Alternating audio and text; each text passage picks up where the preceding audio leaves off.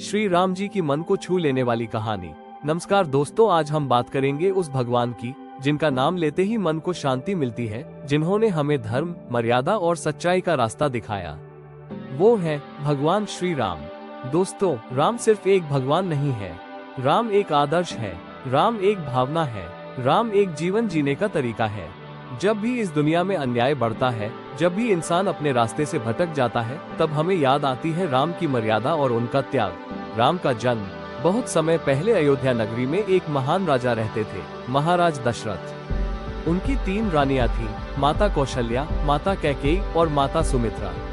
कई वर्षों तक उन्हें संतान नहीं हुई। राजा दशरथ बहुत दुखी रहते थे। फिर एक दिन उन्होंने एक बड़ा यज्ञ कराया और उस यज्ञ के फलस्वरूप जन्म हुआ मर्यादा पुरुषोत्तम श्री राम का। उनके साथ जन्मे उनके 3 भाई लक्ष्मण, भरत और शत्रुघ्न।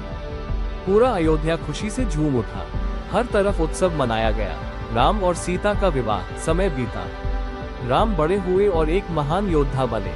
एक दिन वो पहुंचे मिथिला, जहां राजा जनक ने अपनी पुत्री माता सीता के स्वयंवर का आयोजन किया था। वहां एक बहुत भारी धनुष रखा गया था, शिव धनुष।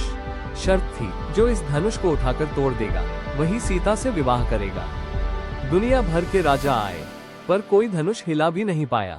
फिर राम आगे बढ़े, उन्होंने आसानी से धनुष उठाया और जैसे ही उसे चढ़ाने लगे, धनुष टूट गया। पूरा सभा हर्ष से गूंज उठी और इस तरह हुआ राम और सीता का पवित्र विवाह, राम का वनवास। कुछ समय बाद राजा दशरथ ने तय किया कि राम को अयोध्या का राजा बनाया जाए। लेकिन तभी माता कैकेयी ने अपने 2 वरदान मांग लिए। पहला, भरत को राजा बनाया जाए। दूसरा, राम को 14 साल का वनवास दिया जाए।